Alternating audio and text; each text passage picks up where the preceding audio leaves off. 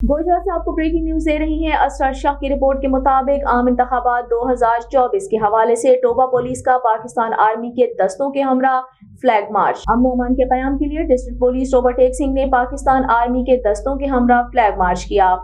Flag march DPO Toba इबादत निसार और deputy commissioner Toba Naeem Sindhu की सरबराही में किया गया। इसके अलावा फ्लैग मार्च में SP investigation Toba Zafar Abbas, ASP Sadar circle Mohammad Faheem, DSP traffic Asif Rahim, SHO circle Toba, dolphin squad, traffic police, elite police force, patrolling police समेत पाकिस्तान आर्मी के जवानों और गाड़ियों ने भी शिरकत की।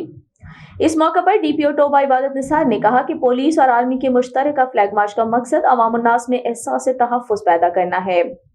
हमारी इस सरगर्मी से ये तासुर भी जाता है कि पाकिस्तान आर्मी और जिला पुलिस टोबा टेक सिंह आम इंतखाबात 2024 के मौके पर किसी भी शरपसंद अनासर से निपटने और लोगों को हम हर मुमकिन मदद फराहम करने के लिए हम वक्त तैयार है।